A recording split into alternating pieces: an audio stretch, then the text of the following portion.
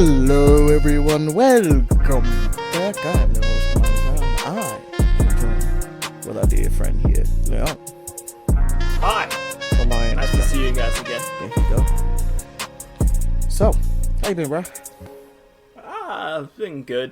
I'll get more into what's been going on for my week, 2 weeks, I guess, momentarily. Yeah. Actually, I'll just do it right now because I really don't have much. This past 2 weeks have mostly been family and preparation. Okay. I'll be going to Virginia for Thanksgiving soon to see my grandfather. Okay. So that's gonna be a fun thing.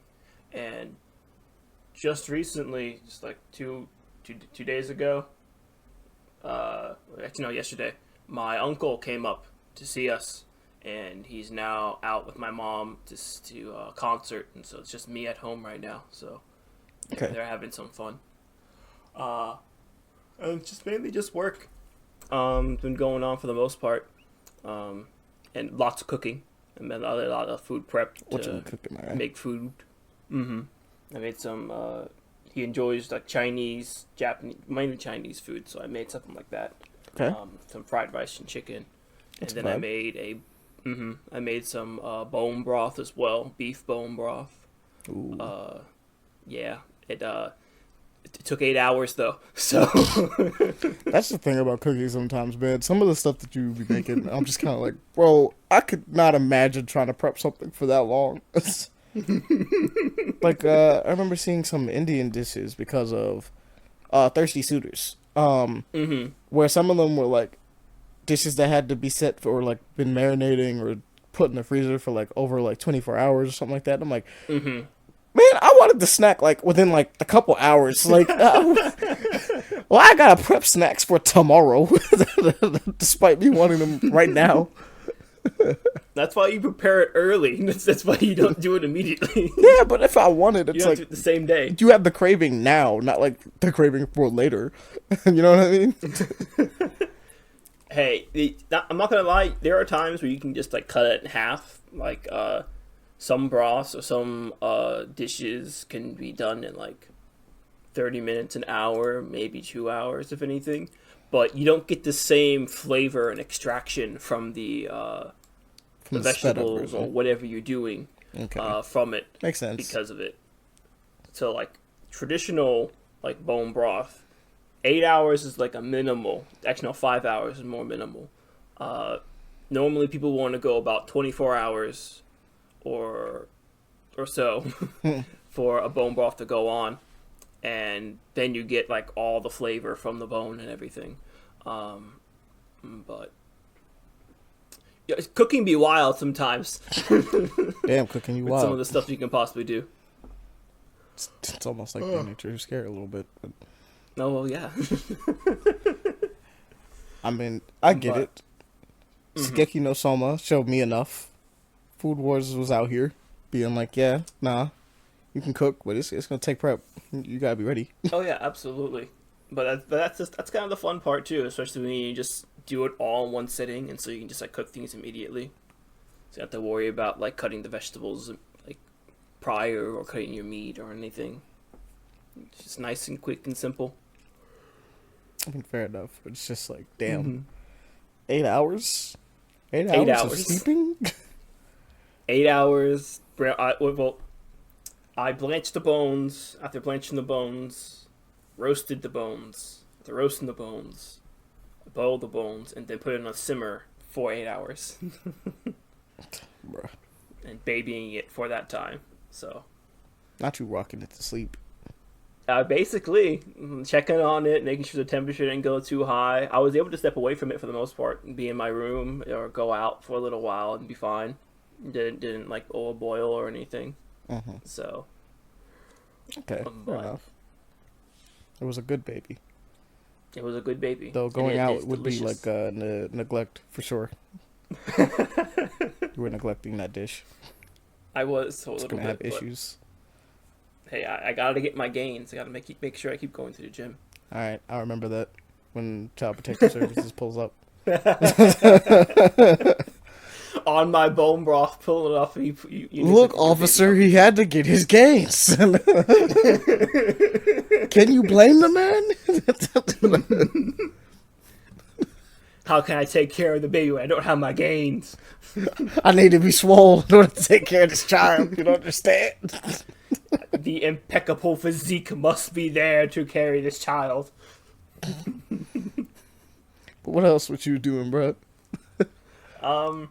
Aside from dealing with family and cooking a lot, I haven't really been playing as much. I've mainly been doing the usual stuff, enjoying some Master Duel, trying to grind the ranks and do some of the festivals there, make new decks. Okay. And 14 still a thing, so I won't go into that. Always fair enough. Mm-hmm. Well, I will ask you this: did you try out the Fall Guys event? I did. How did that go? It's chaotic. I didn't hear great things either, so I was like, I wonder. It's very chaotic. You get the feelings of Fall Guys, basically. Okay. But, with Final Fantasy mechanics going on. So, the worst thing I'd say is one of the mechanics in there is that you get this confusion debuff on you when going through the course. And so, where you go is always somewhat random. It's basically wherever you put your controller towards or whatever at the time when this arrow is going around in circles, you can go that direction. Mm-hmm. But because everything else is trying to hit you at the same time, you can get fucked up completely. I think I passed. I heard it was atrocious with the way that the server stuff works in there. Heard that people were getting knocked off ledges and stuff without actually touching things. Oh yeah, there have been times. No, I heard that. I don't think I've experienced that yet. Though there have been multiple times where just some bullshit moments of just me. Okay, I landed it. No, what the fuck do you mean I didn't land it? I fucking jumped off. What the hell? Okay. But they did their best. I appreciate this very surprising collaboration that I'd never think I'd ever expect. I feel like everyone's kind of there with you, where they're like, okay, 14 and Fall Guys. Yeah, that's yeah, MMO and a platforming challenge Battle Royale game. Battle Royale. Survival game? Yeah, survival game. I'd expect WoW. It's a battle. I'd expect I don't think it counts as a battle royale because you aren't fighting for support. Like you're not. You're fighting for the crown. Yeah, but you're it's a race. Yeah. I guess it's a battle for survival, but you just aren't fighting anyone. Like you're just. No, either way. Either way. No, you would think you were fighting people because when people grab on you, that's like swinging. That's actually those are fighting words. Don't you ever grab on me? Don't you ever do it? Luckily, you can't do that in 14. Thank goodness. Or that would be even worse. People just start swinging for real. They're like, yo, I'm going to dox you, I swear.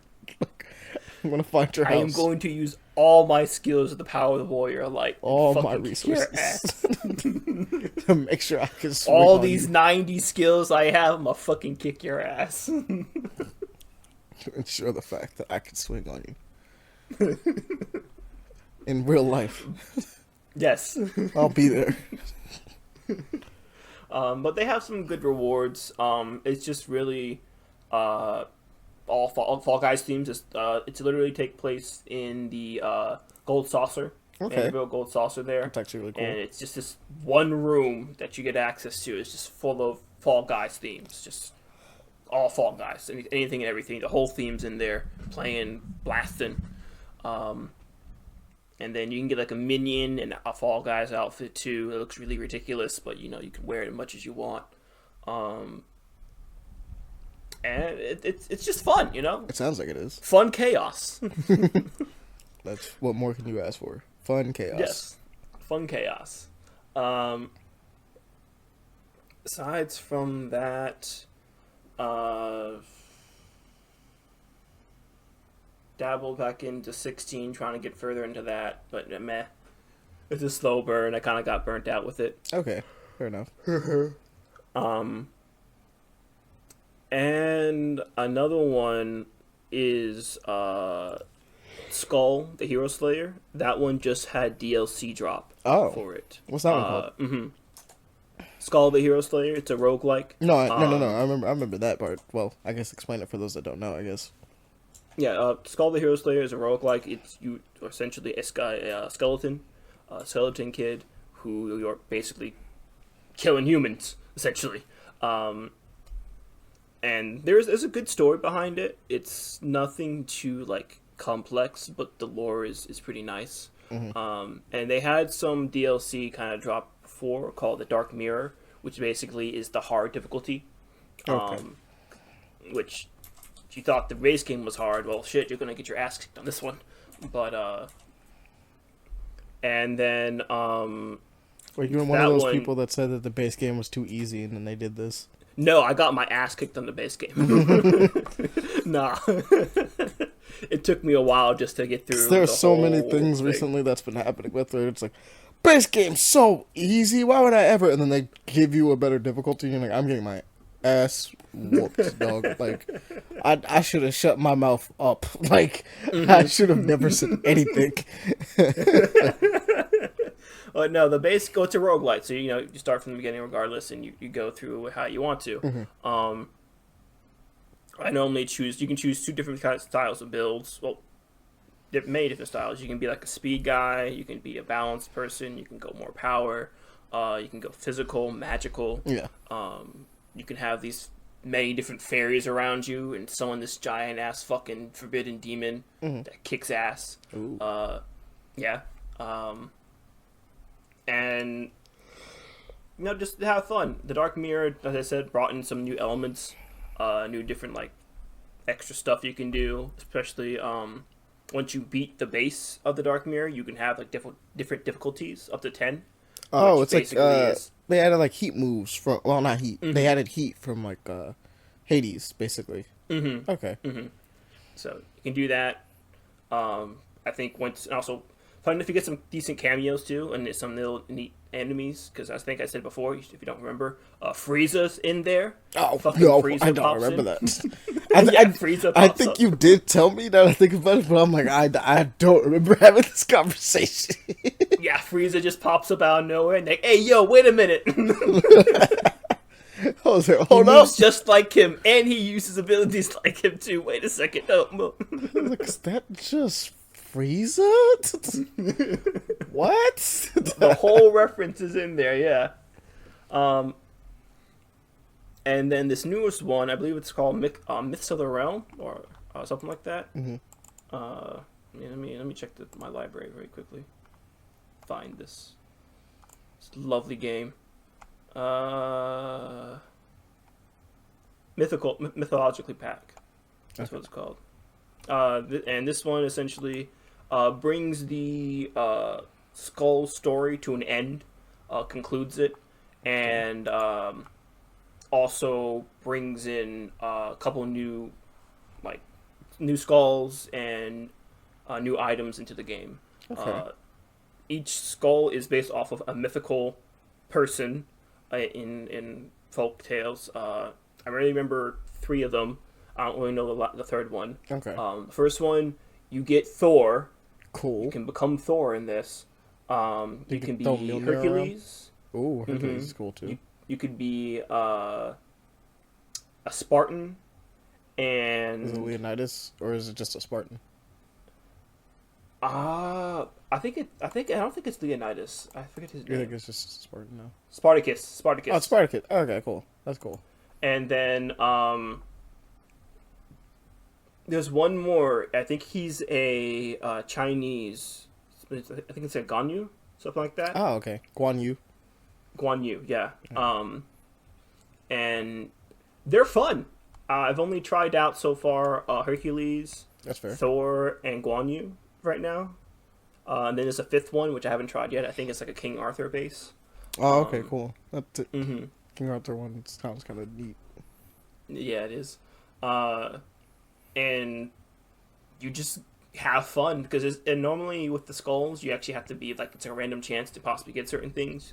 But they give you in the beginning just like a choice. Like you can go to the first area and you can choose which skull you want to choose for the mythical ones. But once you choose that one, if you die, you now have it in the massive pool, so you can possibly get it randomly or in the shop if it's possible. Okay.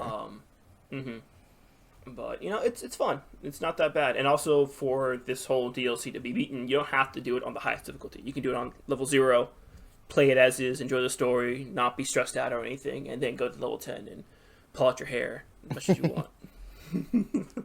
You take your time. You can gradually get to the hardest thing possible, or you could just jump right in. All right, that's a vibe. Yeah, one of the two. Yeah, it's really fun. I recommend it. It's really cheap too. It's like $24 for the game, and then $5 for the DLC too. So okay, it's like you're just spending $30 just for the game itself. It's solo play, so enjoy what you will. Choose it. And aside from that, I think there's one thing that I've been reading recently. Okay. No, 2 things actually. The first one, if you remember the artist who did the A Childhood Friend, it's like messed up and everything. Yeah, that one. She made a new one recently out called let me find the damn name. Being Targeted by Hina-chan. Oh, okay. And this one, this is kind of weird, but essentially this high school girl, she's basically this very tall, kind of well built woman. High schooler is going after our main MC, to kind of in the same way, the perspective as the childhood friend one. Yeah. But just her simping after the man.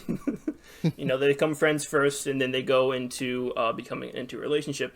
But she is very much the one that's progressive upon doing things. I want the D. He's just like, okay, I get it. I didn't know we wanted it this badly.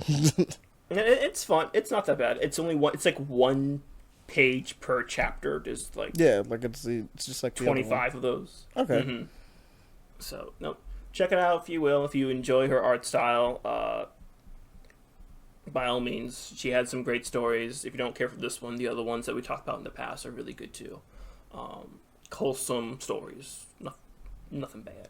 Okay.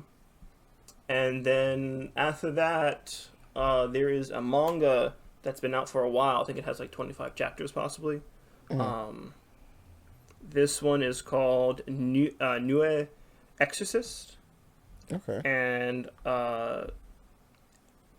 basic gist of it is that it very much reminds me of Bleach upon how the beginnings are, because both MCs have this traumatic backstory of dealing with spirits, and both MCs encounter a spirit that kind of helps them a bit, gives them power, and wants to protect his friends, essentially. So, it's kind of about the same. Yujimi, he runs into this, like I said, spirit named Nue, and she's been trapped inside the school for about 60 years, and she doesn't know, can't really see anyone for that amount of time. And so all she wants to do is essentially just spend time with humans. She loves humans, doesn't want to cause any trouble or anything like that. And our MC obliges, and they just sit down and play video games. They just chill. They just vibe for a second. They just vibe. They just have fun. And after just hanging out a little while, going like just him being in school, one of his other friends, Zeno, he gets picked on by bullies, and because of the negative emotion that's been going on, spirits start get to attract there, and basically make destroy the school, almost destroy the classroom, take off a student's arm and everything. Dang. And makes everything kind of go wild.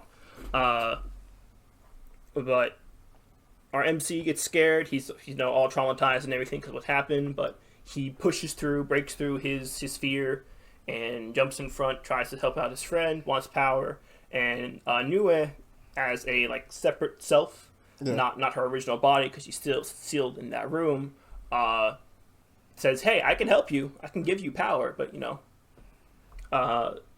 and he does. He gets the power, and he This is a huge butt. gets an exorcist. He becomes an exorcist and everything. But for the most part, as you hear, it's generic. It's like a moderate Bleach. But when you're getting to the later chapters, it kind of goes in different directions you don't think of. Okay. So don't sleep on it just because of what I described. What kind of themes are we dealing with? It has a little slice of life, but it has action and supernatural. Okay. But for the most part, Nue is really mysterious. Although she seems to be this friendly spirit and very much cares for our MC and people around him, she has a different agenda. You can see that her she's plotting out here. She's plotting something, and it's a good plot so far. So far, she's really plotting hard, and you're like, it is a good plot so far. I'm vibing with this plot. Yes. So that's been pretty much it for me. Yeah, okay. Ahmani, take it away. For me, I've been playing a lot of things, but I haven't gotten very far in a bunch of things. Technically, I have more on this list than I thought. I'm not gonna front. We switched roles. So, yeah. First off, I was checking out Yakitori. I actually finished Yakitori. It's anime on Netflix. CGI anime, but it looks really cool. It reminds me of a comic book with the way it's animated. It doesn't have the Spider-Verse style. It's not like that, but the way it's colored and everything like that reminds me of a comic book. Basically, if you like sci-fi against weird animal aliens, and technically super soldiers, they're not they're augmented soldiers. That's actually a better way to say it.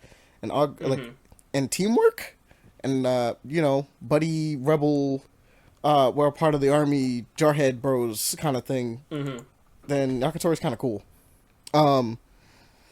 Basically the whole deal, the whole first season follows a squad of Yakitoris who are basically the bottom rank soldiers. And this squad in particular is being used as an experiment for a different type of training to see if that works, because Yakitoris have a very high death rate. And they're like, we should probably work on, not having that be a thing. Yeah, that would sound pretty beneficial. So the Yakitoris are, the group that we're following, I think it's K321, I believe it is. They're basically going through normal training. Because it takes place in the future and it's sci-fi and stuff like that, most of the soldiers usually have their drills and everything like that downloaded into their brain. And so they have the drills down packed, but when they get in actual combat, they don't know what to do, or they don't trust each other. It's a lot of dumb stuff happens, right? But because the normal ones, the group we're following, K321, are going through this normal stuff, they're like, yeah, we're gonna make you guys forge a bond and be cool with each other and learn how to actually work together. And we're gonna put you in positions that are pretty bad for you guys in general, and then we'll see how that goes. The funny part is that despite the fact that they're an experimental team, they are also still highly expendable. Wow. Yeah. So the entire first season is about them going on a diplomatic mission to a planet that doesn't want anyone there. And so, while they're there on this planet, it erupts into a giant civil war for the rat people, and it's okay. So we're stuck here. till we can find a way out, essentially. So imagine having an entire planet against you. That is what's happening. You know, I find it funny that just the fact that although it is sci-fi, as you said, and they have plans and everything download into their brains, not having to worry about it, they still fuck up regardless. It's just kind of ironic. Yeah, no, so they have like the drills downloaded, but it's like the way it's explained is like, yeah, no, they know they're training, but the problem is that they actually get into real combat scenarios where the training kind of, it requires a little bit more of, experience and just kind of Realism. on the book realism, like improvisation stuff. And they don't know how to do that because they're like, all right, we got our training, just send them out, I guess. And it's like, there's nothing else. They got the knowledge. There's nothing really else we could do for them. And, they suck. The best way to put it is like street smarts almost. Basically, yeah. They like lack. you gave them all the book smart answers, but in the real world, they're like, I have no idea what they can do, bro.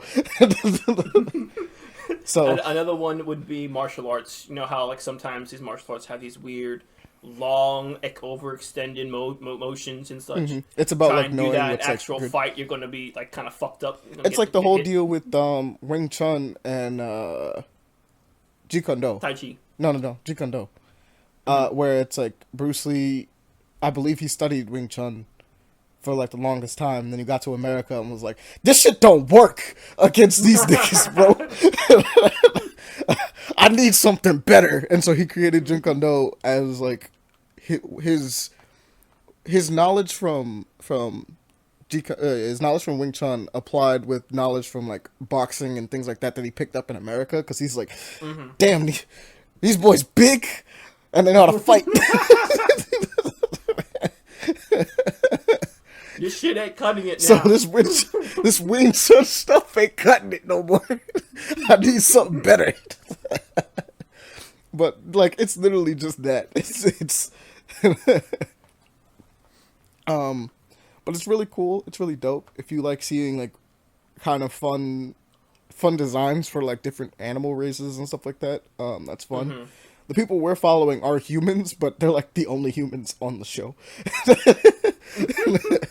Like their squad is the only humans, that and their leader for the most part. So that's fun. You spend half the time talking to like some dog marines. You see some frog people. The frog people are kind of trash. Every time I've seen them, they kind of get their ass whooped right up front. The rat people are genuinely annoying as enemies. Because some of them just don't care about their lives, bro. Oh no. I'm about to say, do they just swarm? Yeah, they But swarm. No, that makes yeah, no sense. No, they definitely swarm. You see some cat people. Cat people are a little annoying too, but I only really saw one cat person, maybe like two cat people, throughout the whole show. But that's just the first season, so I'm hoping that it comes back for a second season, honestly, because it was kind of fun to just watch. It sounds like it'll be pretty fun. It was fun. It was fun. I recommend it.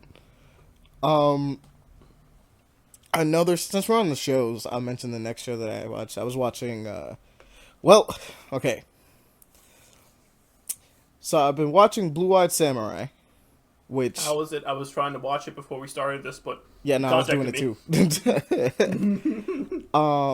It's pretty good. It's pretty... Dude, like, okay, off rip, animation-wise, gorgeous. It looks gorgeous. Mm-hmm. Just straight up. CG animated as well. Mm-hmm. Okay. I was gonna say slight spoilers, but it's also very much something you can figure out in like the first couple seconds of watching your main character. But basically, we have a mixed race character in a time where it's not good to be either. It's set in a time period of Japan in which it's not good to be either a female or mixed, because bad times. And if you can't figure it out based on context clues really early on, it's pretty much revealed within like the first 2 episodes. I'm pretty sure it's the first episode, but you can figure it out by the time you get there. Yeah, our main character is both Mizu is both a female and mixed, which means they're having a great time in Japan right now. Great time. Yeah. Which is hence the reason why they became a badass samurai, and most people don't know that she's a he. I mean, reverse that. He's a she. So that's a little bit of Milan pulled up in there. It's fun. If I remember correctly, I think I saw like a little bit of a clip saying the reason why she's like this, essentially. Okay. It's kind of fucked up, but you know. Yeah, nah, I figured. Origins be origins. Origins do be origins. But basically, she is on a big revenge mission, and I'm saying she because I haven't gotten far enough in the show to know the clip he's talking about, so just in case there's a discrepancy about whether or not she sees herself as a man or whatever like that, I don't know. I haven't gotten that far. I've gotten far enough to know why she wants to go on this revenge quest, though. She's on a revenge quest to kill the white man. Basically, from the way it's described in the show, is that there were 4 white men that came to Japan around the time that she was born, and one of them forced themselves onto her mother, which then gave birth to her, which allows her to now live a childhood, and now up until adulthood, of getting pretty much shitted on by like everyone except for her mom, who also kind of shitted on her. That's but the origin that I was talking about. Okay, yeah.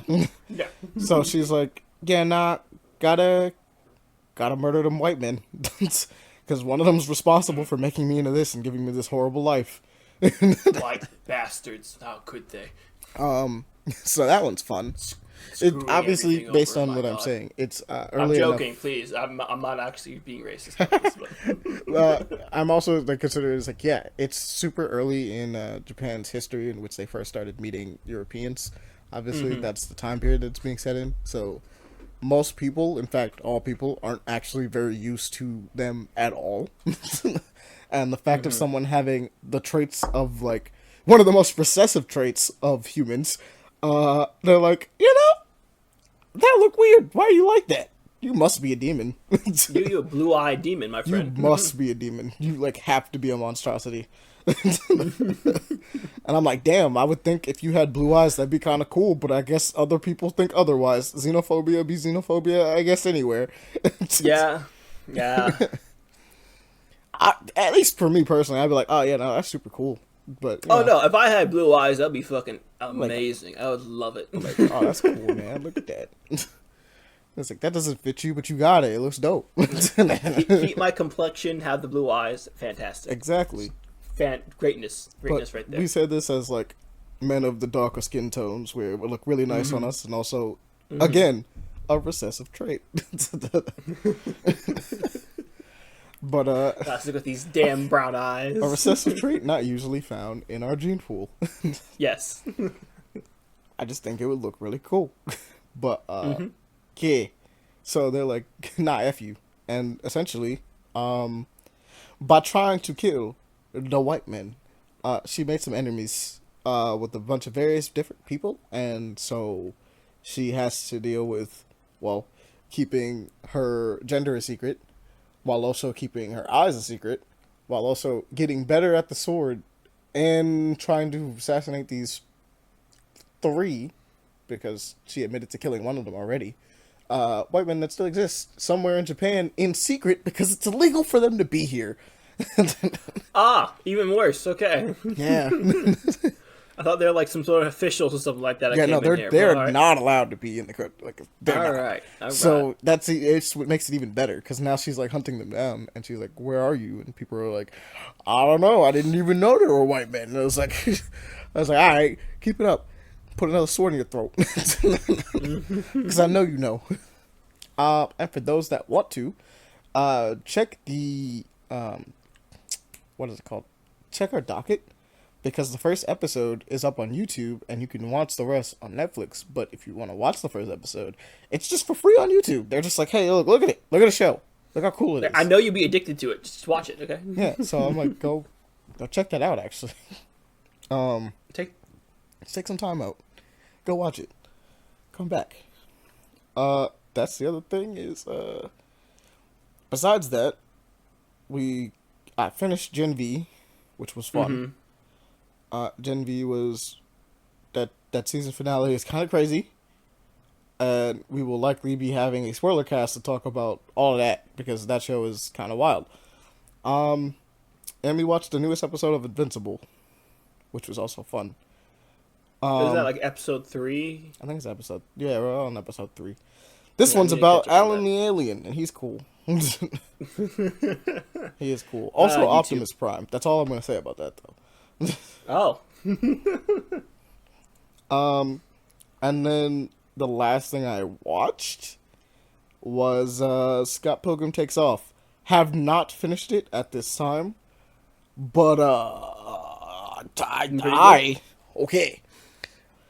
All right. So, as a big fan of Scott Pilgrim, as you guys know, and I've been talking about this show and how it could be the definitive version of this show, of the story of Scott Pilgrim, pretty much. Yeah. All I'm gonna say is that it's named Scott Pilgrim Takes Off for a reason. It is not at all what I was expecting, but it is really good. And it's one of those things where if you are a fan of Scott Pilgrim vs. the World, you should definitely watch this. You should not slack on watching this for real. It animates really well. All the voice cast is back. It's really dope. They even made a Japanese dub for some reason. Yeah, they did. And it's pretty good. We switched to it for like an episode and was like, oh shit. It's really good. But I kind of want to keep it in English because, you know, the original voice cast reprised this role, so it's kind of fun to see Chris Evans and everybody. But, yeah, no, it's pretty sick. And I highly recommend checking it out. And I will say this, they do a really good job over controversial elements of the original story and sidestepping that in a decent way. just nice little sidestep. In fact, they just completely omit the first quarter of the first volume as a thing. And when it is asked why he is dating a high schooler, it is sidestepped in the idea of like, you know, yeah, I'm not actually dating her. Like, he's just around, and she likes me a lot. But she's not actually my girlfriend. Like, we never asked each other out or anything. And I'm like, you know, good sidestep, tasteful sidestep. Because let's be real, like, I guess I mean, technically speaking, it was technically creepy back then, but it wasn't as creepy back then, is the best way I could describe this. At the time it was written, it wasn't as creepy. And then, as time has gone on, it has only become creepier. So, yes. It's nice, right? Well, yeah, I sidestepped it. I mean, it's totally meant to be, it's supposed to be a representation of how desperate Scott is for, like, any form of affection. Like, he just kind of finds whatever, like, he takes whatever he can get initially, because he's still distraught from, like, I guess spoilers for the original Scott Pilgrim, but, I mean, it's fine, it's been years. He's still distraught over his breakup with Envy Adams. So, he's like, I gotta get out there again a little bit, right? Like, he's that starved. And so when he meets, like, a high schooler that's like, oh, you're super cool, and he thinks she's a little cute, he's like, sure! Even though, obviously, and it's very clear throughout the series that, like, he kind of knows, but, like, no one else besides, like, a couple people really address the fact that that's problematic. Like, I think Kim is one of the people that's like, that's weird. And even Steven, like, Stephen Stills is like, oh, cool, man. It's like, wait a minute, no, don't say cool. don't support this man. Don't support him. You should stop. You should stop. Get your head out your ass. Come on, don't do that. Think. Use your brain cells, man. But yeah, nah, Scott Pilgrim Takes Off is, well, genuinely so far incredible, and also, um, it throws me off. It threw me for a loop, and I wasn't expecting it. So prepare Like to be thrown. a good loop, or is it like a bad one? It is a good loop. I just didn't know what was happening. Okay, all right. Is the best way I can describe. So I guess the best way I could do this is I could do a reference, but I'm not going to spoil it. So Don't say a word. I'm not, but I'm just going to say, you know how we had a conversation about Final Fantasy Remake? Ah, Ah! ah. So if you know, you know.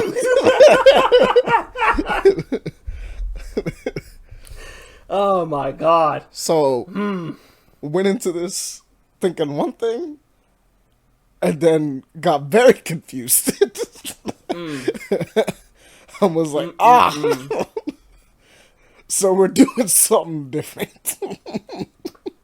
Oh my goodness gracious. Okay. A little different. All right. But yeah, highly recommend. I have to finish that. I'm probably gonna finish that soon, but super high recommends. Besides that, I've been playing, and by playing I mean like I lightly grazed both of these games. I'm wanting to go further into them, but when I say lightly grazed, I mean lightly grazed. I'm playing Star Ocean Second Story R, which is another remake, but it's a really, really cool remake. It's a remake of Star Ocean 2. Oh. Okay. Another one, actually, because this is the second one. There was the PSP version that existed too. This one is doing the... so, you know how Octopath Traveler kind of did the thing where it's like, oh, we're putting sprites on, like, 3D backgrounds and ground. And then, like, Triangle Strategy looks better, and then, like, you know, a bunch of other stuff decided to do that too at the same time. So, like, Star Ocean is, like, the best looking one out of all of them now.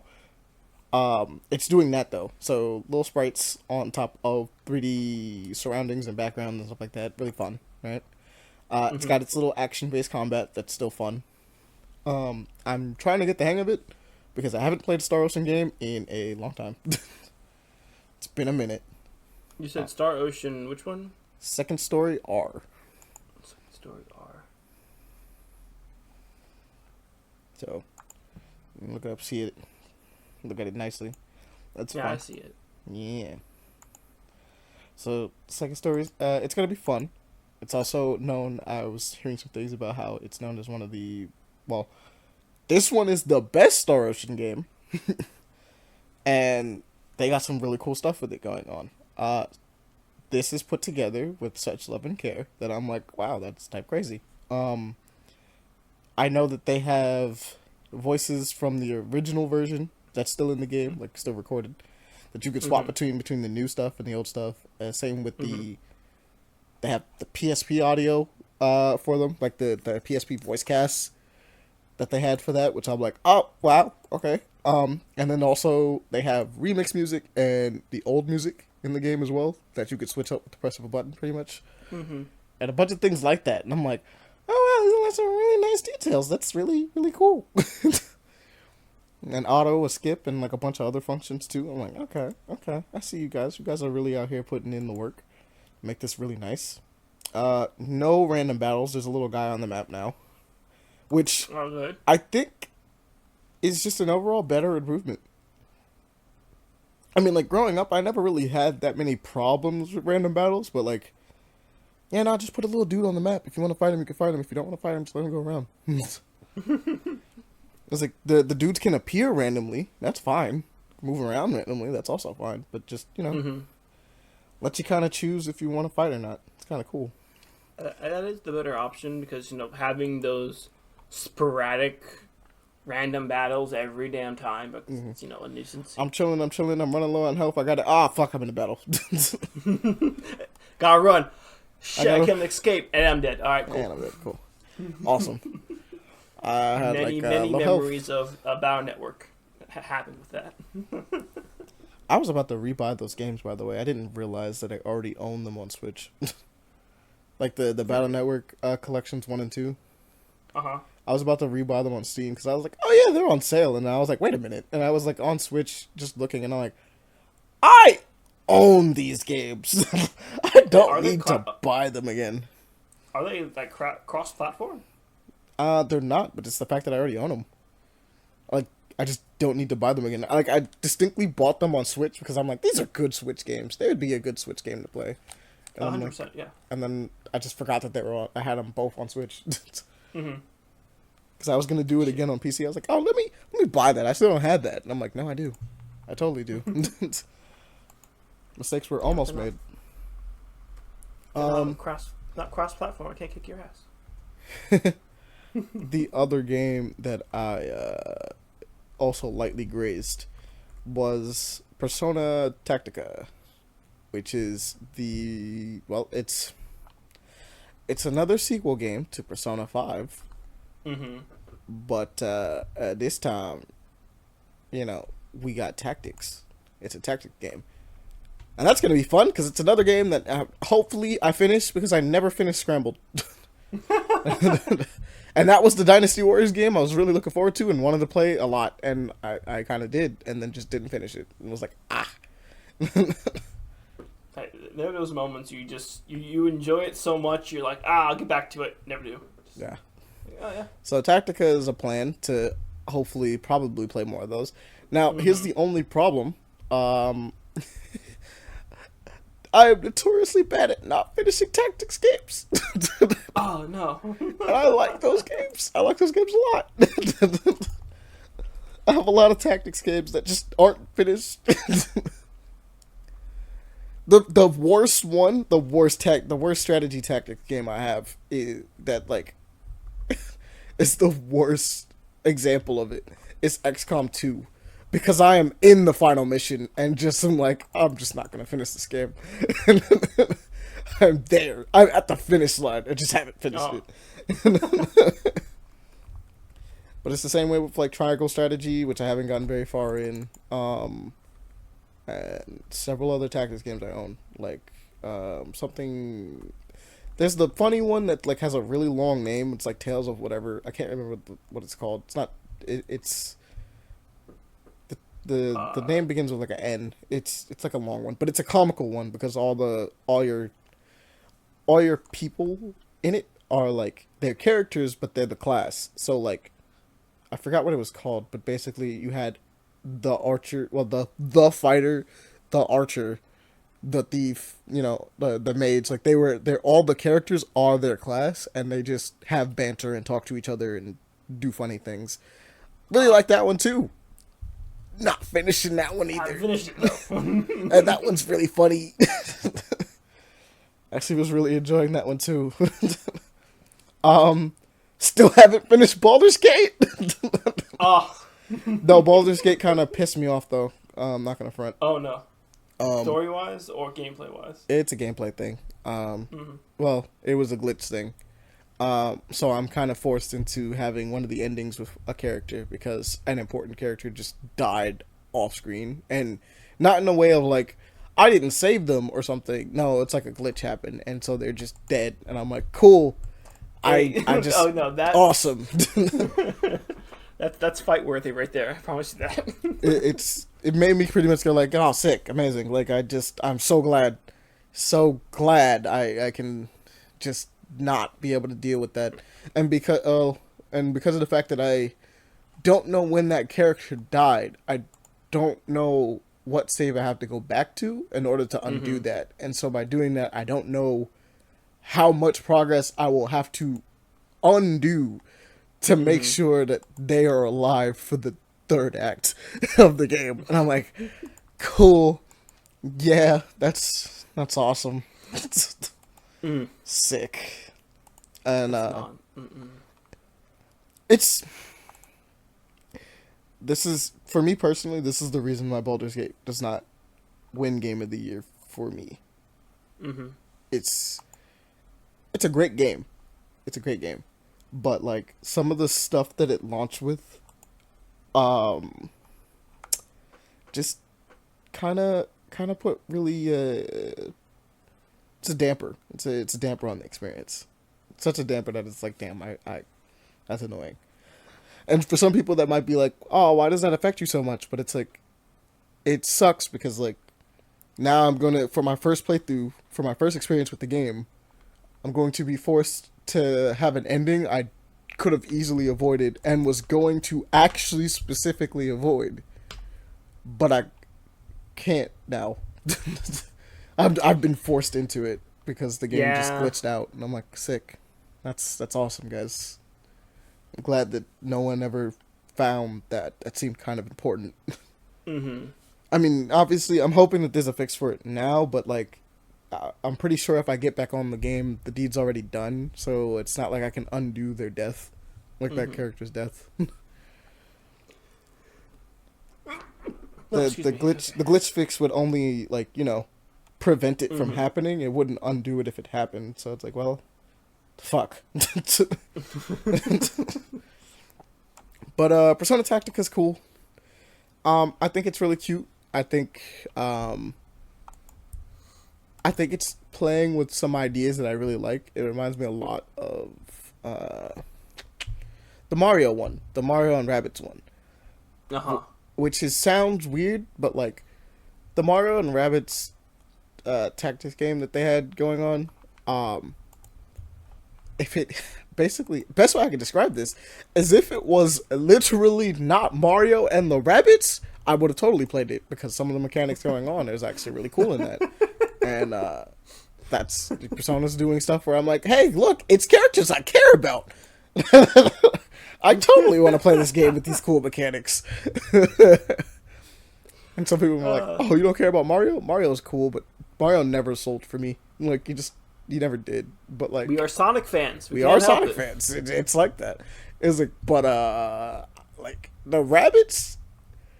Oh, dude, the Rabbids ruined that experience. I care less because the Rabbids are involved. Had it just been a Mario Tactics game, I'm like, I'd give it a shot. I don't know, that seems interesting. Mario that seems kind of cool. Yeah, it's like, I'd give it a shot. But because the Rabbids are involved, I'm like, I want nothing to do with this game. Well, absolutely, I don't even want to touch it. I don't want to touch it. But besides, I mean, that's pretty much it for me, though. I think that actually covers everything. So, without further ado, let us get into the news. Okay. Yeah. All right. So, what's the first thing you want to talk about on this news bits? I want to talk about Astral Ascension. Okay, let's talk about it. I want to play this damn game, but I'm broke. I want to buy it. I see it on Steam. I want to buy it because it looks so fun. I've seen the gameplay and everything. It's just so good. The sprite art on it is awesome, actually. And also, this is a game that we talked about a while back, too. It is, yes. And it had a Steam launch already. Now it's getting ported to the PlayStation 5, PlayStation 4. I'm still going to try and buy it on stream, personally. But that makes sense. It's fair. Yeah, no, it looks sick, though. Yeah, it looks so fun. And the characters look really quirky and interesting, too, for which I could see it be played. One of them's just trying to landscape looks great. Mm-hmm. Oh, yeah, no. Now look at these combos. This man just used a fucking Hadouken. Yeah. The amount of stuff going on the screen reminds me of Risk of Rain. Genuinely. Mm-hmm. It's got Risk of Rain vibes, but, like, it's a Metroidvania. Which, I mean, that's fair. It looks awesome. I can't even front. Does that man look like a Zora? Why does that man look like a Zora? Yeah, exactly. That's kind of cool. He has the whole aesthetic with that. Is that the main like a whole guts looking. Yeah, it's gonna be fun. But yeah, no, for sure. Astral Ascent. That's looks great. We're gonna have to play that at some point. I don't know when. I don't know if is it a multiplayer game or a single player game? Think it has co-op, but I'm not sure. I remember something about this having something like similar to that. Well, it's $24. See, It's a like single player how game. broke are you? I He's I need my next paycheck, basically. I was like, because I heard it was like, oh, 24? You know, how broke are you, sir? How broke are we talking about? Money is already planned for. That's how broke it is right now. That's fair. It's pretty broke. Alright, fair On enough. a split screen co-op. Oh, yeah, that's fun. So, yeah, Okay. if you're getting on Steam, then Parsec is a thing. You can do that. Yeah. What else? What else? Let's see. You go next because since I said something. Alright. Well, I definitely have, like, 2 off rip. Finally, we are getting a book that is actually just having Miles and Peter team up called The Spectacular Spider-Man. I'm kind of curious as to why it took so long to give them a book on their own, which they just constantly team up in it. Because, to be completely honest with you, it's always been really weird that these 2 characters exist in the same universe now and just don't interact all that much. Because it wouldn't sell. 2 Spider-Men are too many. That's why.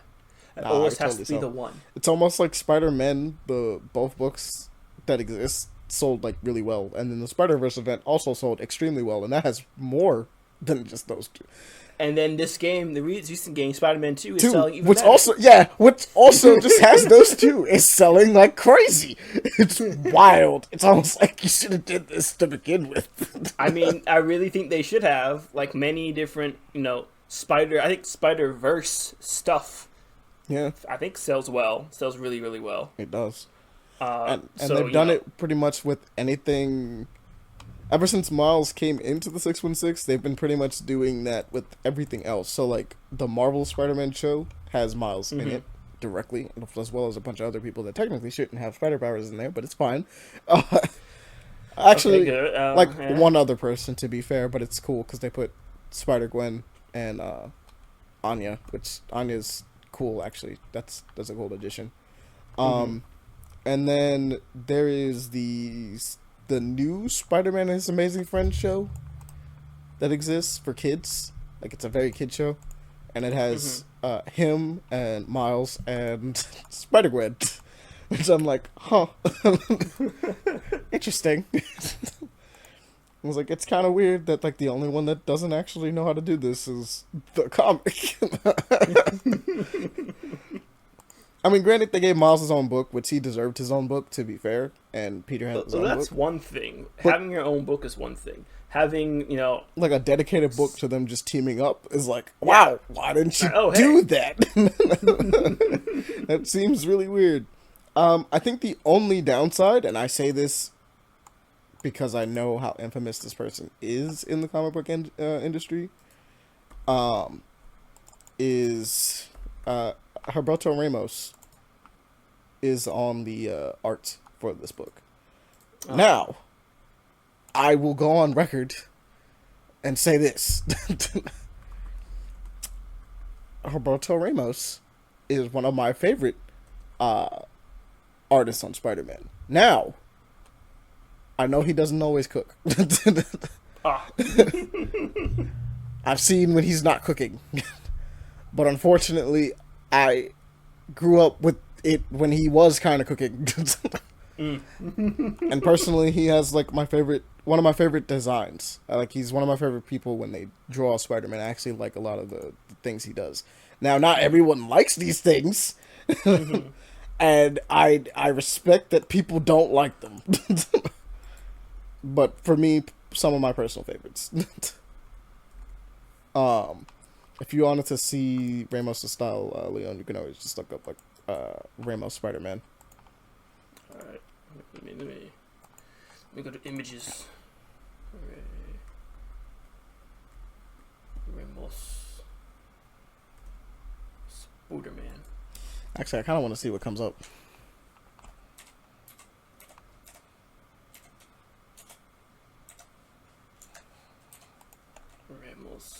That doesn't look that bad. Yeah, to me, I don't think it looks well. Trying to find it. Yeah. So to me, like some of I actually really like the longer proportions and stuff like that he does with it.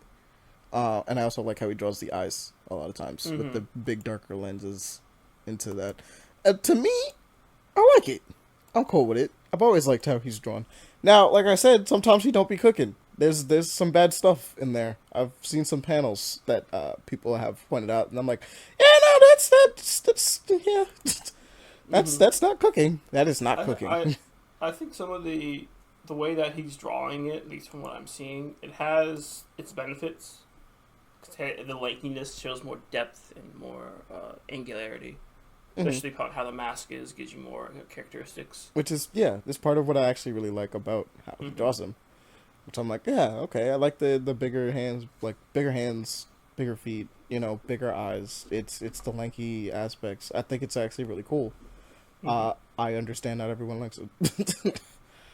I understand that people are very, very vocal about not liking how he draws. A noodle-armed Spider-Man, despite him, swinging everywhere. Which, I mean, it's fine. To me, it's always been cool. Like it's kind of how I've always pictured him anyway. Like sort of, kind of. Like this, I finally found a panel. I found another panel where he's just not cooking. Right. I just happened to scroll down and see one. I'm like, I haven't seen one. Show me that. I was like, he was like, I'll stream it to you. Actually, no. Can I send it? I'm pretty sure you can send it. Let me see. I don't want to just send the link. I just want to send the image.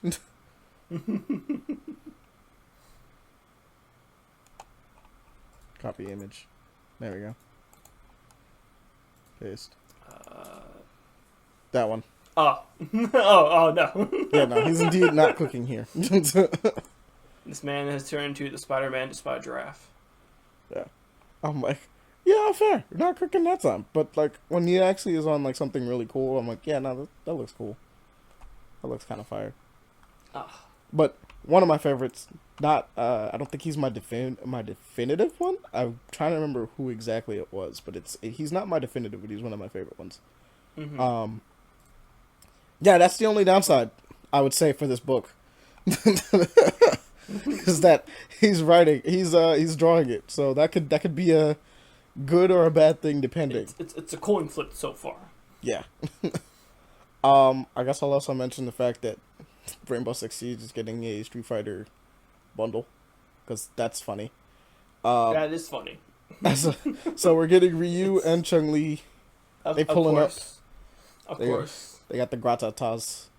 That's gonna be funny. I think Chun-Li makes sense. Fucking Ryu. No. Chun-Li always makes sense. I mean, she's an Interpol agent, so it literally makes sense she would be doing this. Yeah.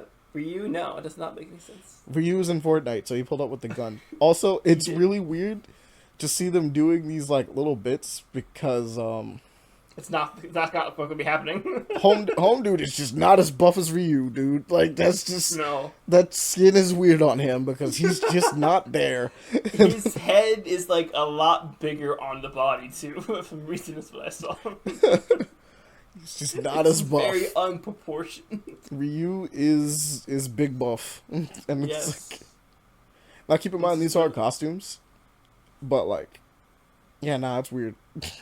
It's cool though. So that's the Hadouken. He's gonna be using Hagaten. Yeah. Hagaten. Can't remember who they're for. I mean, it says it. Yin is one of them. I don't remember who the other one is. Either way. Grim. It's Grim. Grim. Okay. Well, either way, Rainbow Six Siege. You want them Street Fighter skins? By all means, do so. What's another one for you? Zenless Zone Zero. Oh yeah, we got the trailer. We got the official trailer for that one. The test teaser. It looks good. It looks fun. It does. It has a lot of character on it. It barely shows any gameplay in it, though, despite gameplay already existing for this game. Yes. My wild. that I have is that I did not know that this was made by Hoyo. Oh yeah, no, So, you didn't. No, I did not. I did not know this was made by Hoyo. I saw the trailer like, hey, yo, this looks good. I don't. I just like. I'm sorry you by. wasn't aware that they were attacking you again. I know. I was not aware they were attacking me again. Now I know they're attacking me again. I'm like, fuck off. Yeah, nah. I'm also being attacked, so it's fine. We're going in this together. It's like, ugh, goddamn. It's gonna be fun. It looks fun. Looks like it's gonna be a good game. All right. What's another one, sir? Another one. Another one.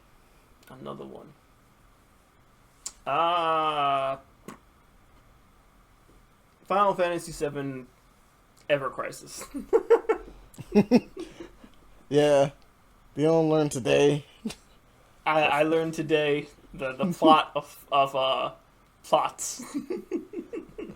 Final Fantasy Ever Crisis is just, hey, look, we're gonna tell you the story of Final Fantasy for real, so you understand what's about to happen in these next couple games.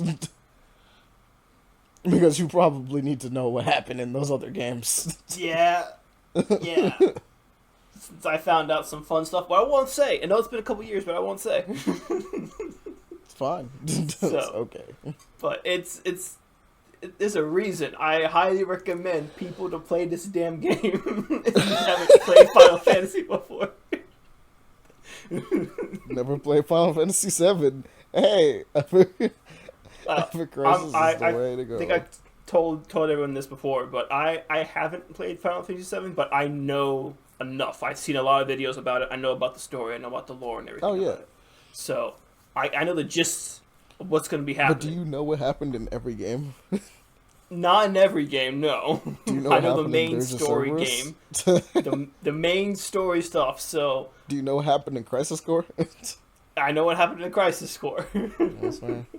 What about before Crisis? Do you know about before Crisis? I have not heard of before Crisis. It's fine. It only released in Japan, but it's important. So if you don't know about these little nuances, play this game. I'm probably gonna have to play this damn game. Nah, I'm gonna play it because I want to see what happened in Before Crisis.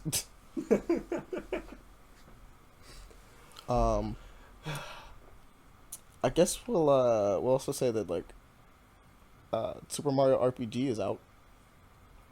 You should probably go play it. Apparently, it's reviewing very well, which it's crazy. I mean, yeah, it's gonna review really well because like it was already a good game, but it's a really good remake too. It's going on like heavy nostalgia, and the remake is good. So, not to mention, it's a win-win situation on that one. For real. Not to mention, they actually have a comparison that we have in our description that you guys might want to check out. It compares the 1996 version. Wait a minute. Okay, interesting. With the 2023 version, so you can just see how it looked back then and now. Oh damn! I wasn't even alive back then. Shit. And then same thing as another one that you should probably check out if you want to. If you're a fan of Omni-Man and Mortal Kombat 1, the devs had a little breakdown. So we recommend you guys just go look at those videos, just because it's kind of interesting. Go check them out, see what they're doing. A little bit behind the scenes stuff. It's kind of fun. A little bit of knick-knack stuff, yeah. Yeah. It's like plus you get to see how they created like certain moves for Omni-Man based off certain things he does in the shows and comics. Predominantly the show. I honestly just see a lot of references in general, just from what I've seen, just from his movesets and everything. It's like, goddamn. Exactly. Oh yeah, what they showed off in the trailer, I was like, oh yeah, I see it. I see that. I know what that is. I guess we should probably mention. Actually, there's a couple things I gotta mention now. So I'm just gonna put it in like a package because it's in the same category for me. Fucking Steve Urkel, Yu Yu Hakusho. Let them be classics. Don't bring them back. It's not necessary. Let them die. You do not need to have remasters or remakes or retellings or sequel series of certain shows. Just let them die. Just let them be, okay? It was good then. Do not bring it back. It's not necessary. Oh, You're just are playing. you also to referring to nostalgia. Chicken Run, Dawn of the Nugget? Oh, and Chicken Run. I forgot about fucking Chicken Run. And technically Garfield? Are you talking about Garfield as well? I basically Garfield too, but you know Garfield's more of a cartoon that you can do infinite things with almost. But Okay. we had a Garfield movie. We had a live action one, and we had a fucking cartoon one. We don't need more. But we're going to still have it. I know we are, but still, the fucking Yu Yu Hakusho is not necessary. Live action is not necessary for that one. The fucking the characters don't seem that bad for the most part. Kuwabara doesn't look right though, and I forget the guy with the third eye and the Black Dragon Flames. I forget his name right now. Here? Yeah, he looks weird. he looks weird. That third eye on his face. I guess you can put Last of Us 2 Remaster up there too. They've made like 50 different remasters of that though. Why is this getting remastered? I could have sworn it launched on PS5. No, it launched on PS4. It was the last thing on PS4, wasn't it? I think. It's I have no idea. Again, I have no idea. also kind of unnecessary, but whatever. Uh, Especially since you can play it on your PS5, but whatever. Whatever. Have That's the fine. PS5 quality upgrade, possibly. I guess. But that's also a game that you're just trying to port over. I want to have better but the quality same graphics. That's one thing. A movie that was in, the 90s, and we had a conclusion, it was good. We don't need a sequel series where they bring back the characters, have a child, and then bring back the same antagonist again. It's not necessary. It's not. I don't need it. No. Looking at you, fucking Chicken Run. It's not necessary. Leon's putting his foot down. He's like, I don't need it. No. Let him die. Let him die. let us be like, hey, this is from our childhood. You'll like this. Like, yeah, that's a nice little classic. Yeah, nice. Oh, hey, there's no sequels. No necessary for sequels. No.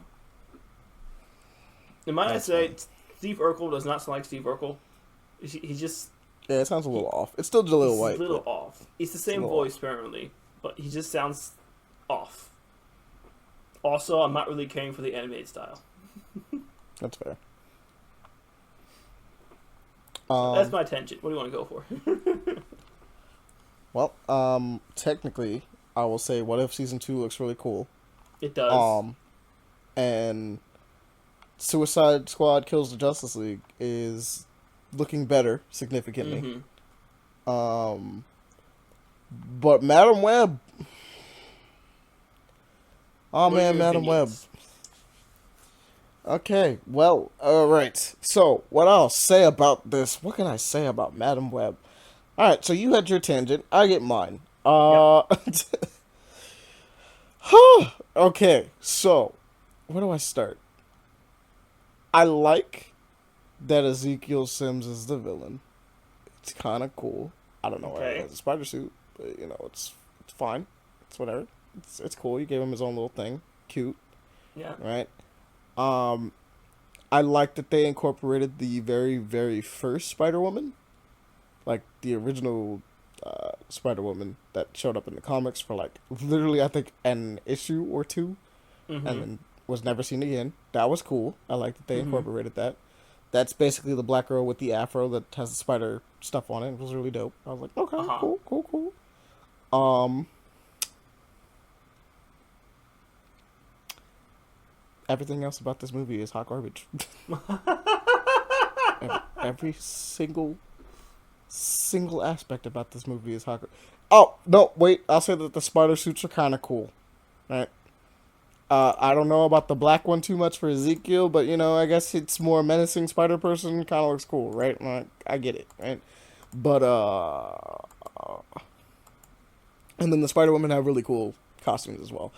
But everything else, what in the fuck? Look, Madam Web seeing visions into the future and things like that, and technically speaking, it's, we're using not Jessica Drew, but the other one. We're using her. I can't remember her name right now. Cool, makes sense because younger protagonist instead of having the old lady Madam Web in the chair. Mm-hmm. Which I mean, personally, I prefer that one, but I kind of get why this one is also really cool because I actually think in the comics, why it happens is appropriate, and I'm kind of cool with it in the comics. Mm-hmm. And this one, it's still kind of like, okay, I get it. You needed someone that can be able to do things and fight back and stuff. No, just have her be a badass in the chair. Just flick her dude. wrist. Here's the thing. Considering what the plot of this is, God, I don't want this movie. I didn't want this movie to begin with. When they said they were gonna make a Madam Web movie, I didn't want this movie. And now the trailer's out, and I'm like, oh wow, I was so right to not want this movie. Damn, it's crazy how I want this movie. I still don't want this movie. So fucking stupid. Sorry, I'm looking at the Yu Hakusho stuff. So I forget his name. The guy with the binky. Oh, I forgot who that was. I know what you're talking about. No, I know this is like adult form he has, but it's supposed to be a child form. You're not supposed to see him like this. So here's the dumb part about this whole thing. As cool as Ezekiel Sims is, right? The entire deal with this is that they are trying to protect a baby Peter Parker because apparently the web of life and destiny revolves around him. And that's not right, isn't it? Here's the deal. The core concept of Spider-Man is what? That he's supposed to be an everyday hero, right? Anyone could be Spider-Man. Anyone, and then even they go as far as with the Miles Morales characters to specifically utilize the idea that anyone can wear the mask, right? But the idea of Peter Parker when he was originally conceived is that he's an average person. He's like anyone else, like you and I. That's why no skin shows in his suit. That's why the way the suit's designed and everything is the way it is, that like anybody could be Peter Parker. Anybody could be Spider-Man, not Peter Parker specifically, right?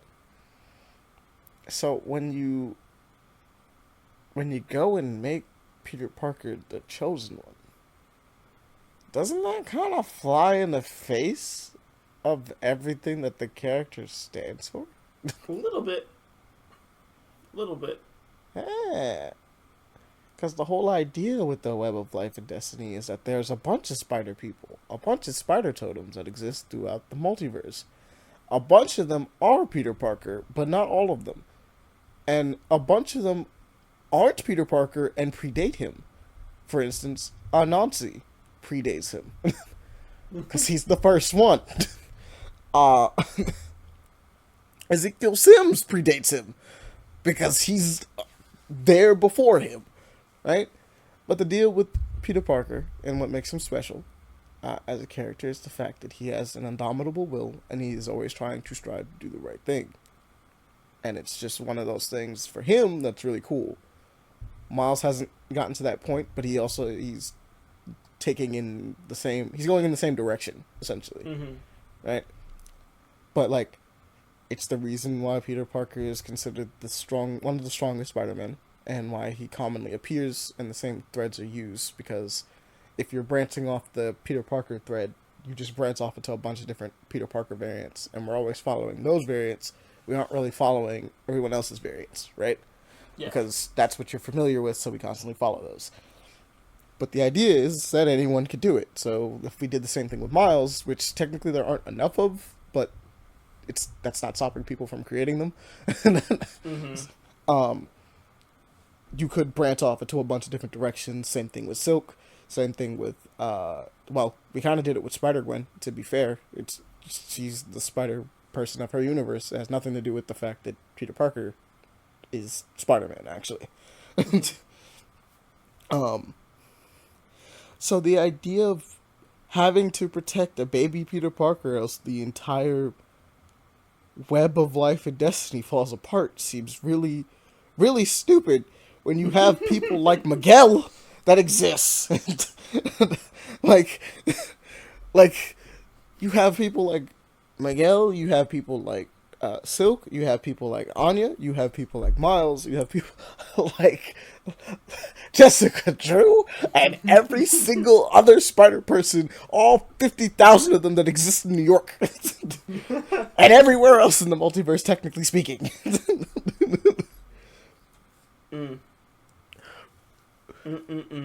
So,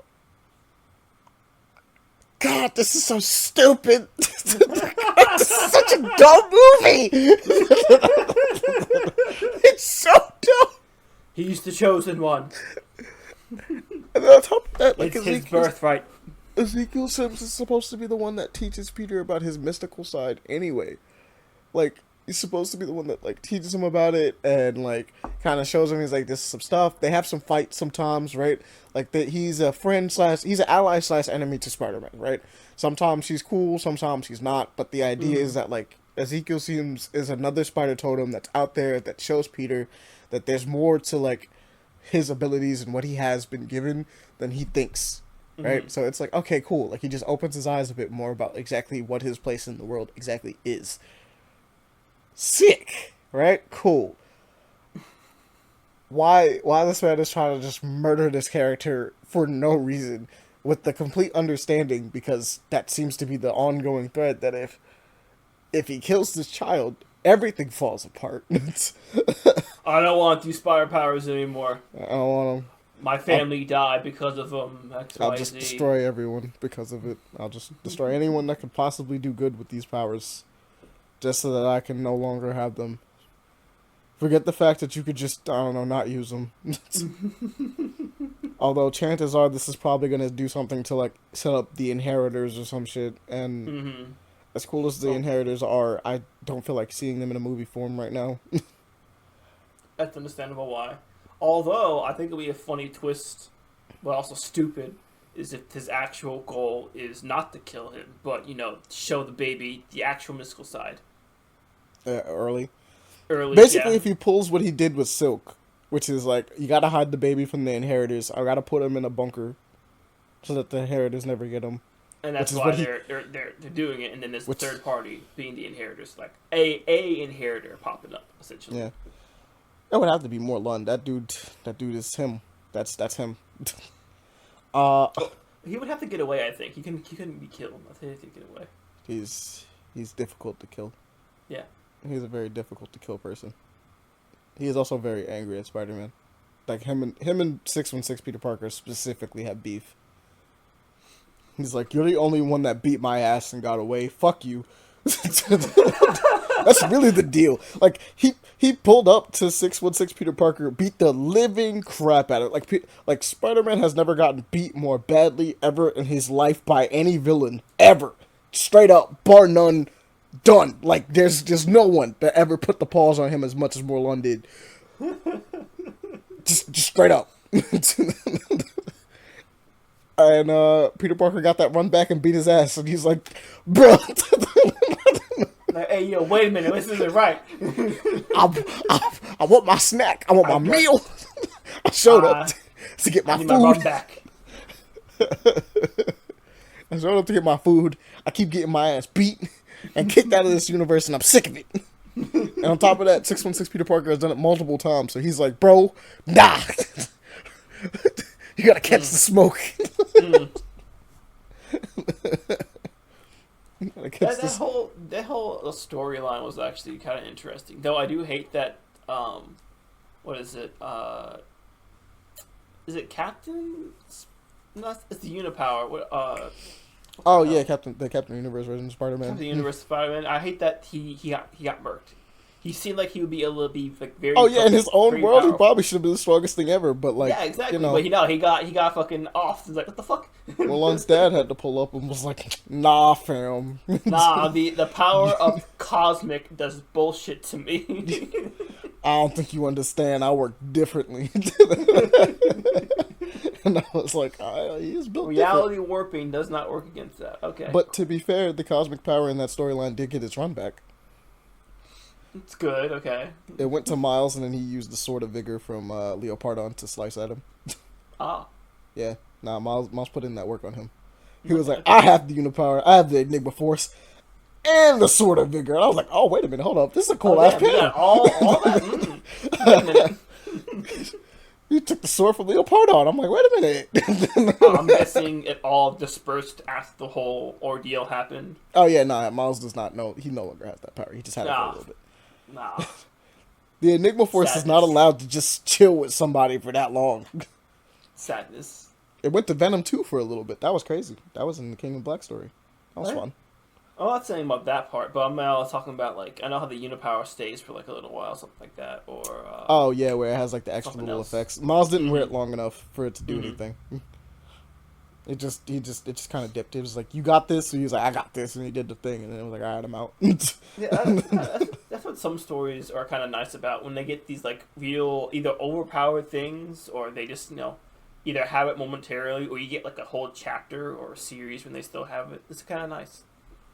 Like, something, little new twist on their abilities. Not gonna lie, like, the Unipower suit, like, the Enigma Force suit, I never liked how that looked on Spider-Man. It looks better on Miles, because Miles actually, like, his mask matches the color of it a bit better. But, like, yeah, no, I never liked the Captain Universe. I just never did. Universe is kind of odd, but I just think the idea of just him having the Unipower just to, you know, do whatever the hell he wants, just for a day or two, or for however how long the issue wants to go on for, would be kind of nice, you know. Just I mean, it fix what fucking happened with fucking Mayday. Fix that. Fix that now. Or the whole Paul situation. Holy shit. Oh my god. Fix the Paul. Miles, save him. Help him out. Fix the Paul situation. Just say, alright, I'm going to pull a Thanos very quickly, snap your fingers. Snap Paul away. That whole concept just that never happened. Never happened. Your company, it's all back. There you go. You got it, bro. Bro. Like, better yet, if you don't want to get back his company, just here. Scholarship money, $10,000, $10 million, something like that. Get yourself a good place and go to college. There you go. I'll take care of this. I have the Unipower. I can take care of this whole place for a month. It's all good. I got you, dog. I guess the last thing we'll probably mention... Okay, what's the last thing you want to mention? I'll mention another one. I think what I want to mention is the Realm of Ink. That seems like a pretty fun game. It's Metroid? Not Metroid. Is it roguelike? This one? It's a roguelike. Yeah, roguelike. I like the art style in it. It's very Eastern, like it's ink. It's like how the old, like, you know, pictures and like Japanese scrolls or pictures look and everything. I kind of like it. It's a vibe. And the arts in the fight looks cool. It looks nice. That's apparently a 2.5D. So that'd be fun. But nah, I definitely think this one's a really cool one. And they chose a really cool design to start doing stuff with. Oh, yeah, absolutely. I just think sometimes 2.5D is kind of odd. It's just because either the angle and then how the pixels go. But when it zooms in, it looks nice. It reminds me, I mean, if we say this, it's literally just straight up Hades, but also with another cool art style. With a different cool art style. Because Hades has a cool art style. This is also another one. Yeah. So if you liked Hades, you know, it's Hades. Yeah. If you just need more Hades in your life, but you already beat Hades. So if you like the Greek, have the Asian. There you go. Have some Asian. Nice, different. It's a different flavor. I guess the last thing I'll mention, I feel like I should mention the Pokemon thing, but I actually want to mention the Witcher stuff. I think The Witcher looks a lot better. It seems a lot better. The Pokemon looks kind of weird. Not gonna lie. Well, it's got the claymation thing going on. I know, I understand that, but just looking at the Pokemon, I was like, it's odd. He was like, I never expected to watch it like that. I did not expect a claymation Pokemon. Yeah, but we have an animated Witcher series coming out. Wait, is it a series or a movie? Let's see. think it's a series. Even if it looks good, I like it. Oh yeah, for sure. It looks fantastic. Also, it looks like they're going to Atlantis, even though it's not Atlantis. Which is gonna be kind of fun. It's not saying. I'm looking for it. We just have a teaser trailer, and that's about it. It's not saying whether or not it's a series or a movie. It just knows that it's coming, and I'm like, either okay. way, it looks great. It's The Witcher. You can't go wrong with it. That's kind of facts. Yeah, it's kind of facts. Also, while I'm looking at this, I should probably also mention, even though this is not in the docket, Blood of Zeus is getting a season 2, and the only thing we have that I've seen, because I haven't found the damn trailer for it, is a clip. But I'd rather not put the clip in there, because I don't know if that's going to spoil anything or show anything like that, but I'd rather have a trailer to kind of get an overview.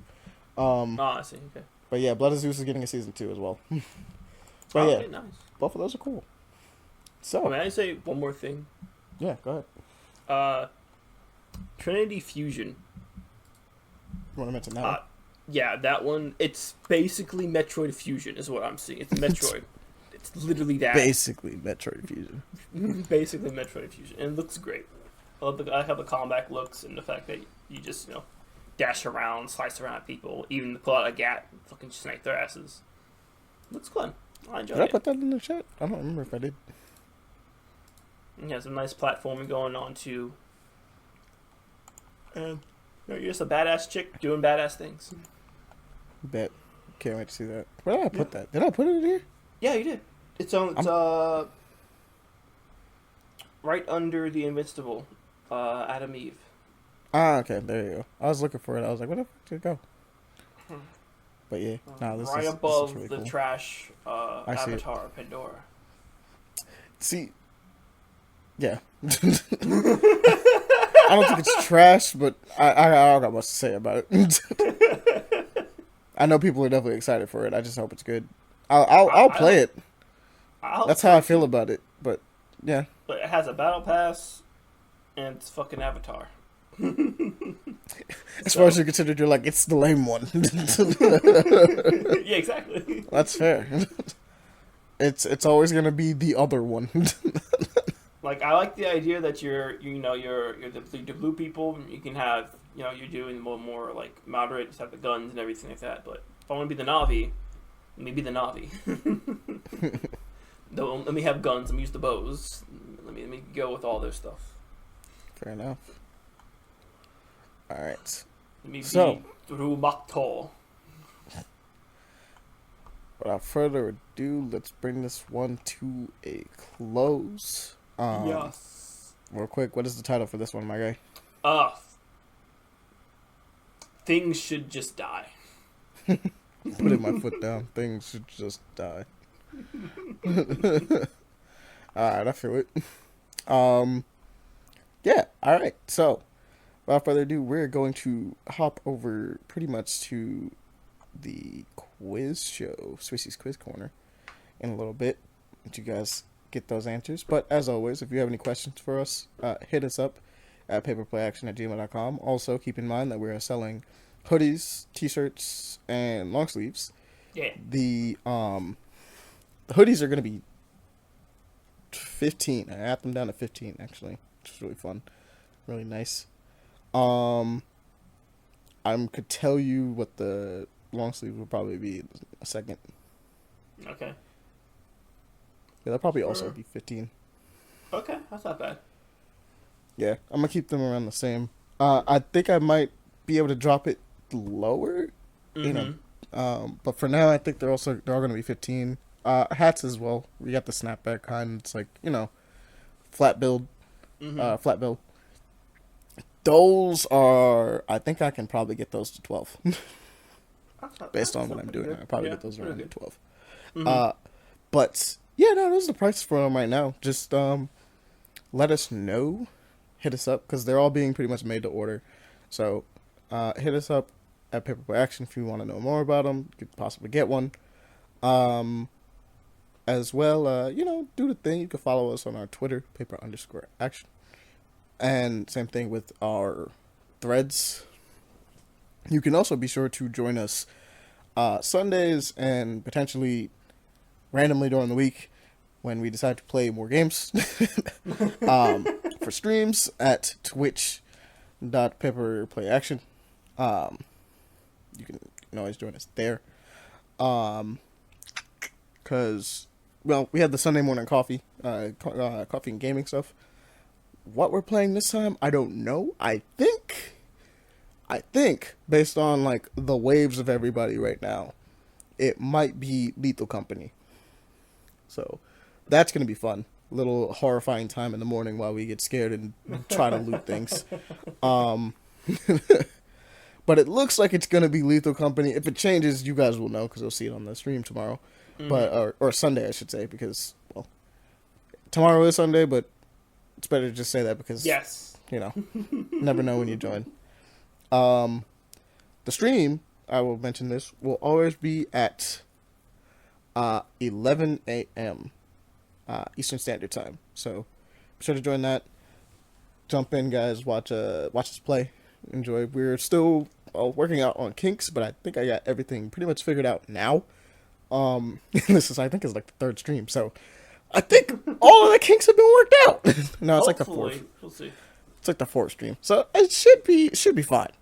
After much fighting and doing random crap to try to make it better, I'm like, I think I got it. I think I figured it out. So be sure to join us on that. If you want to support the show, you can follow us on Patreon or give us a tip in the tip jar below. Join us on our rants. Yeah, no, it just goes a long way at just supporting the show, making sure we can continue to do things of that nature, fun things like that. Without further ado, I think this episode is at a close, so we will see you all later. Peace. See you.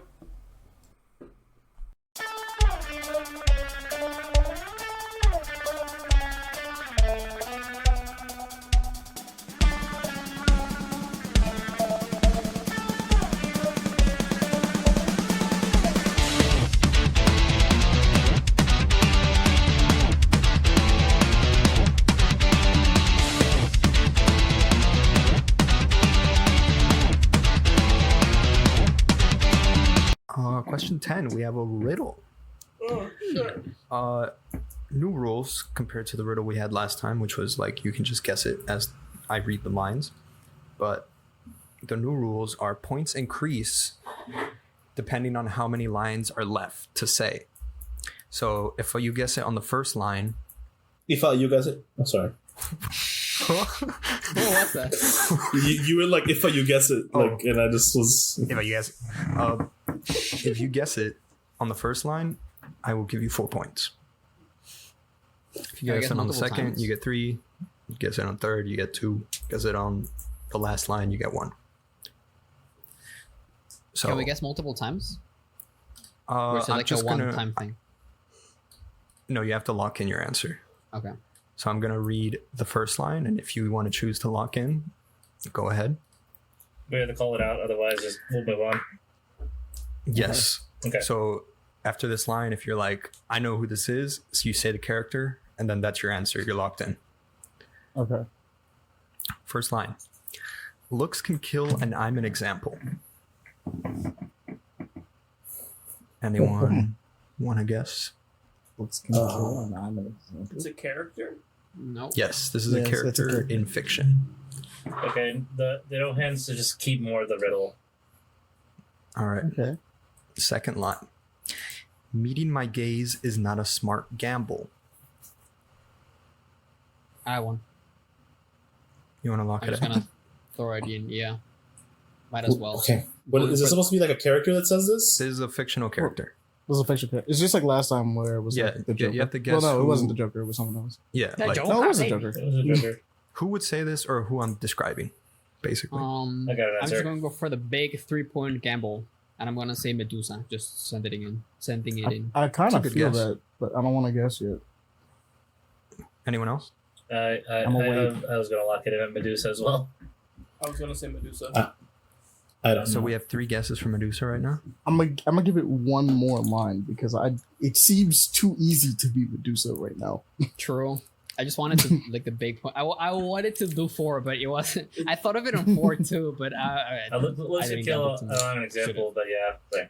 So who's locking in? I need to make sure before I read this next one. Me. I'm pretty sure it's Pele and Yeah, I'm gonna say Medusa.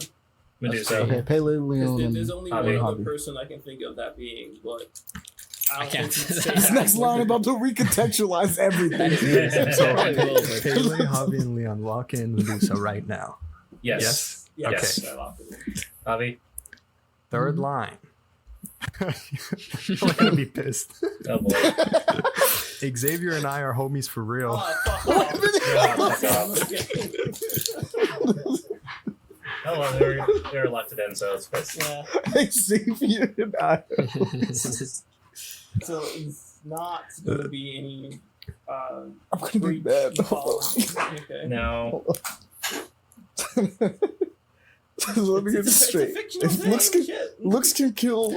Oh wait, hold I up. mean, I they don't were exactly good guesses. I was actually intending for this to be Medusa when I was first writing it. But then Okay. I'm like, you know what? I'm gonna throw a curveball. Fall in the third Yeah. line. Okay. I'm gonna fight myself actually if I don't guess this. I'm gonna lock in Mystique because that's how it is in the movie. What was the second line again? Okay, looks can kill, and I'm an example. Meeting my gaze is not a smart gamble. Xavier and I are homies for real.